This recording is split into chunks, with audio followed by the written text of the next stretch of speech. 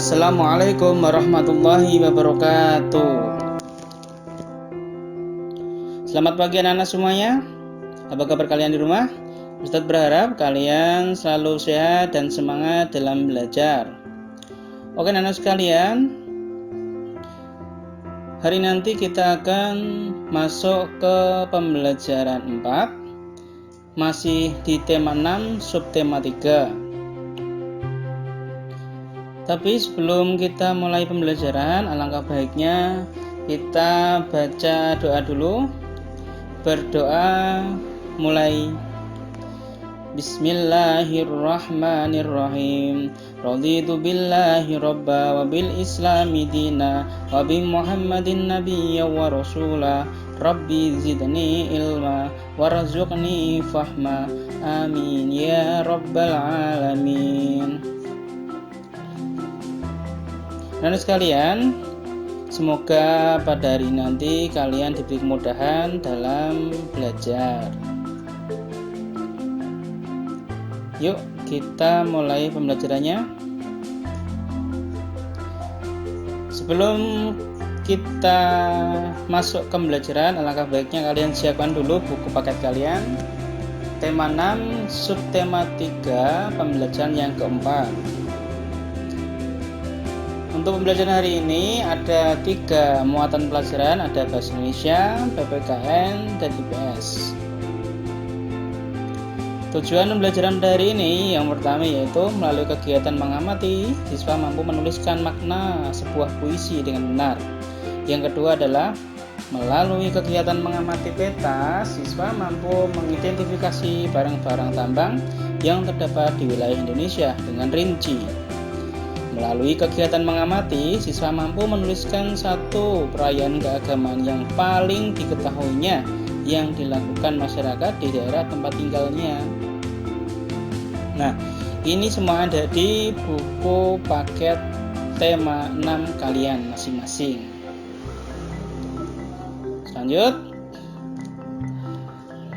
Biasa sebelum kita masuk ke materi inti, marilah kita membaca dulu agar apa? Pengetahuan kita itu semakin bertambah. Bahan bacaan kali ini ada cerita tentang mimpi seorang laskar pelangi. Laskar pelangi ya. Andrea Hirata. Dengarkan baik-baik cerita dari Ustaz. Andrea Hirata adalah seorang penulis novel Indonesia yang terkenal dengan judul novel Laskar Pelanginya. Karyanya tiba-tiba menjadi pembicaraan di mana-mana, terlebih dunia sastra. Karya Andrea Hirata dianggap sangat mewakili kehidupan anak-anak di Indonesia. Apalagi novel ini diangkat dari kisah nyata sang penulis. Bermimpilah dalam hidup, jangan hidup dalam mimpi. Nah, ini judulnya punya novelnya. Sewaktu kecil Andrea menimba ilmu di sebuah sekolah yang kondisi bangunannya sangat mengenaskan. Bahkan bangunan itu hampir roboh. Kondisi sekolah yang bernama SD Muhammadiyah tersebut memang cukup memprihatinkan. Sebagai anak dari pegawai rendahan perusahaan negara, timah di Belitang, ia terpaksa bersekolah di sekolah yang bentuknya lebih mirip sebagai kandang hewan ternak. Kendati harus menimba ilmu di bangunan yang tak nyaman, Andrea tetap memiliki motivasi yang besar untuk belajar. Di sekolah itu pula ia bertemu dengan sahabat-sahabatnya yang dijuluki dengan sebutan Laskar Pelangi. Pernah dengar ya Laskar Pelangi ya?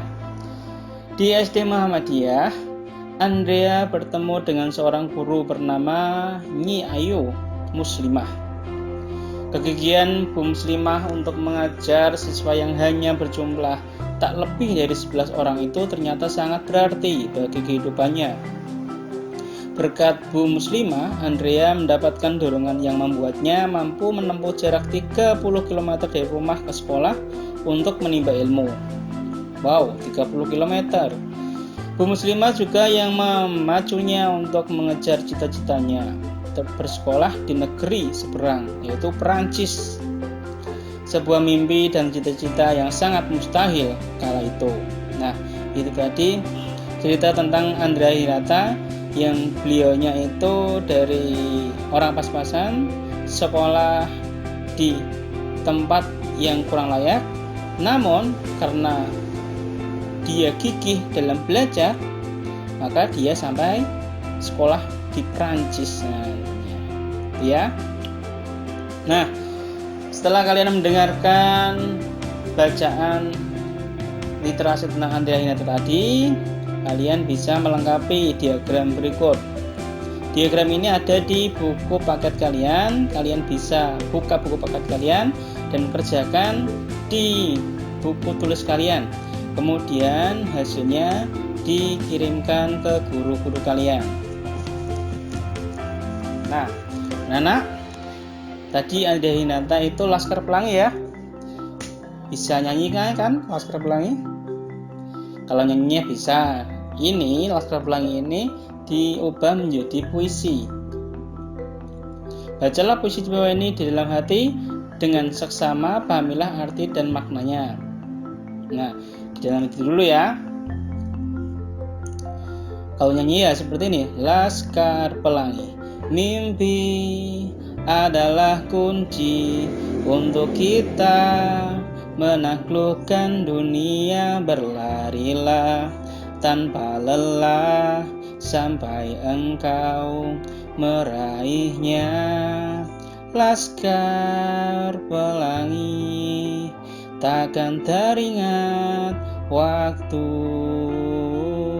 Bebaskan mimpimu di angkasa, warnai bintang di jiwa.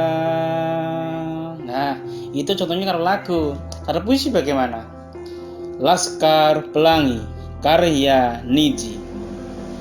Mimpi adalah kunci untuk kita menaklukkan dunia. Berlarilah tanpa lelah sampai engkau meraihnya. Nah, itu kalau puisi dari Ustadz. Nanti kalian bisa deklamasi puisi tersebut di depan kedua orang tuamu.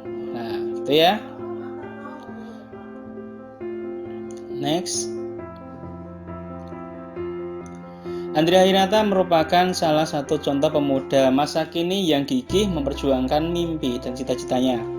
Kemiskinan keluarganya tidak menghalanginya mengejar mimpinya hingga ke negeri orang.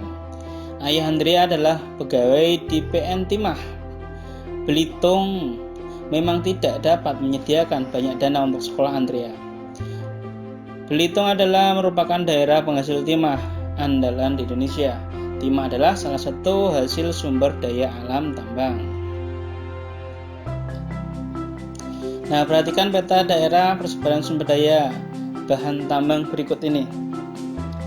Berdasarkan peta sumber daya alam barang tambang di atas, coba terdapat berbagai barang tambang yang terbesar di seluruh wilayah Indonesia. Barang-barang tambang yang terdapat di wilayah Indonesia antara lain minyak bumi, batu bara, tembaga, besi, timah, kapur, yodium, asbes, marmer, dan belerang. Nanti kalian bisa buka Google. Kalau ini nggak kelihatan, kalian bisa lihat di Google, search saja peta tematik tentang persebaran sumber daya alam tambang, gitu aja ya. Nah, marilah kita berlatih. Barang tambang sangat diperlukan untuk memenuhi kebutuhan industri. Terdapat banyak manfaat dari bahan tambang yang ada di provinsi tempat tinggal kita. Carilah informasi tentang manfaat sumber daya alam tambang dengan melengkapi tabel berikut. Barang tambang apa yang ada di provinsi tempat tinggal kalian, manfaatnya apa? Ini juga dikerjakan di bukunya masing-masing ya.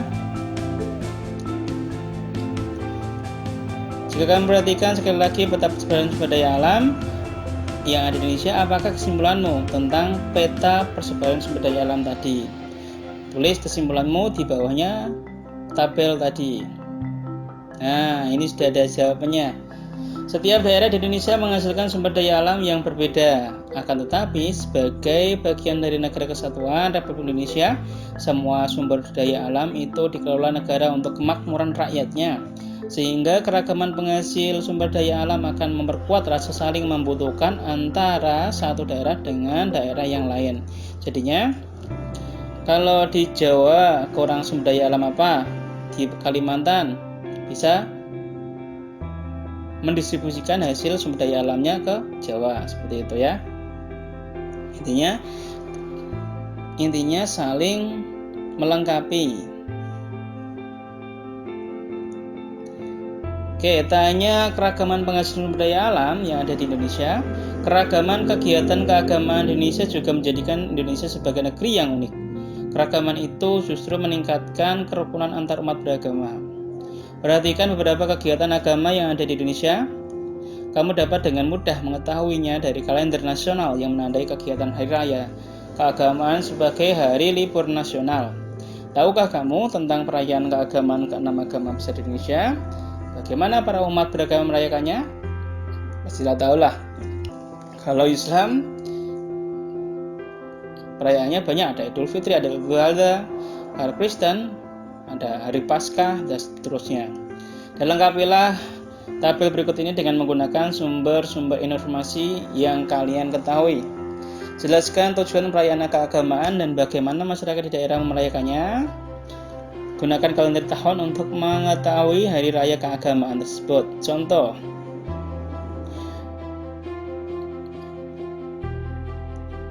hari raya Idul Fitri, umat yang merayakan Islam, tujuannya apa? Membersihkan diri ya. Seperti itu. Terus ada Kristen, ada Katolik, ada Hindu kalau ada. Oke, selanjutnya. Wah, selesai ya.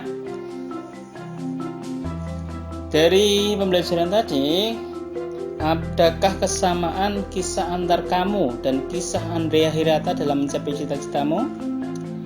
Yang kedua, nilai apa yang diperlukan pada saat merayakan kegiatan keagamaanmu? Sikap apakah yang perlu dikembangkan pada saat ada perayaan keagamaan dari umat beragama yang berada denganmu?